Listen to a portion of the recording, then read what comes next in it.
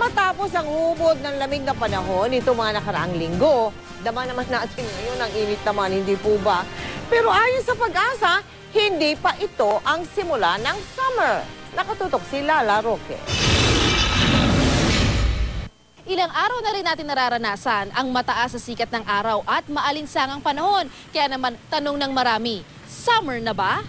Sa Metro Manila, mula 20.9 degrees Celsius noong Martes, pumalo ito sa 22 degrees Celsius ngayong araw. Ang Legazpi mula 20.3 degrees Celsius ay 24 degrees Celsius na ngayon. Habang ang Baguio na nasa 13.6 ay naging 14 degrees Celsius ang temperatura. Pero ayon sa Pag-asa, sa Marso pa raw papasok ang panahon ng tag-init. Ang nararanasang mainit na panahon ay dahil daw sa paghina ng hanging amihan. Sa ngayon po, hindi pa po totally yung summer.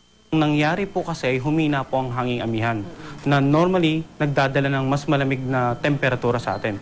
So kapag humina po ito at napalitan po ng hangin na galing sa silangan, yung tinatawag po nating easterlies, na modified na po yung temperature at saka water vapor content. Ito po yung nagdulot sa atin ng medyo mas mainit na temperatura. Ayon sa Pag-asa, maaari pa naman daw mapreskuhan muli ang ating pakiramdam sa susunod na mga araw. Pero Posible na magkaroon pa rin tayo ng mga cold surges pero hindi na po aabot dito sa southern part of Luzon.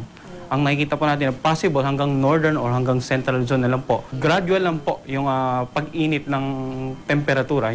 at dahil sa umiinit na panahon, ang tindahang ito walang tigil sa paggawa ng halo-halo. Marami na raw kasi ang naghahanap ng mga pampalamig dahil sa mainit na panahon. Itong week na to, medyo kasi mainit na nung tanghali. Paramdaman na yung summer. Maligo na maligo. Tapos uminom ng malamig na tubig. So nakakailang ligo na kayo ngayon? Tatlo. Pero ang ilan nating kababayan tila hindi excited sa summer. Ayoko. Bakit? Lalo akong iitim. Masyadong mainit, baka ma-stroke ako eh. Lala Roque, nakatutok, 24 oras.